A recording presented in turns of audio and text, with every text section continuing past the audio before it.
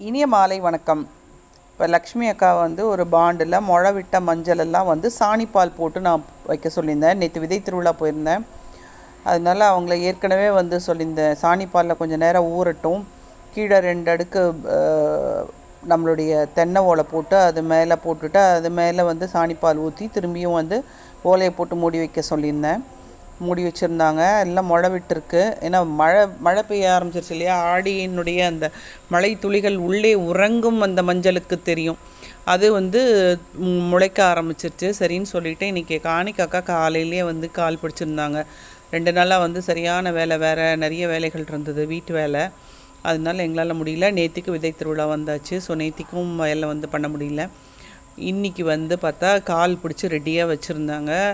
லக்ஷ்மி அக்கா வந்து நம்மளுடைய மஞ்சள் ஊன, காணிக்கா அக்கா வந்து பின்னாடியே வந்து வெங்காயம் ஊனிக்கிட்டு வராங்க. நான் வந்து ஏற்கனவே வந்து முன்னாடி இருக்கக்கூடிய பதிவுகளில் சொல்லியிருப்பேன், இது மாதிரி மஞ்சளுக்கு ஊடுபயிர் விவசாயம் உண்டு. ஏன்னா மஞ்சள் போட்டு 10 மாதம் கழித்து தான் கிடைக்கும்.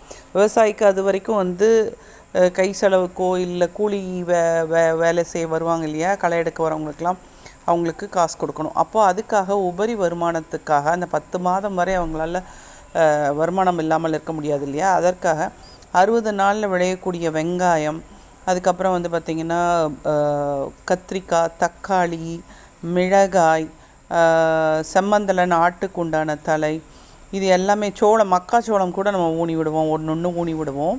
அந்த மாதிரி ஊனும்போது நமக்கு வந்து 60 நாள், 90 நாள், 120 நாளில் நமக்கு வந்து ஒரு வருமானம் கிடைச்சிக்கிட்டு இருக்கோங்க.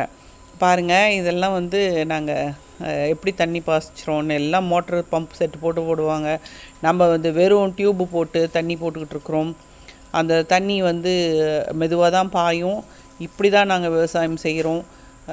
ரொம்பவும் தீர்க்கமாக இயற்கை விவசாயம் மட்டுமேங்கிறதுனால இந்த தண்ணி எங்களுக்கு போதுமானதாக இருக்குது. நன்றி, வணக்கம்.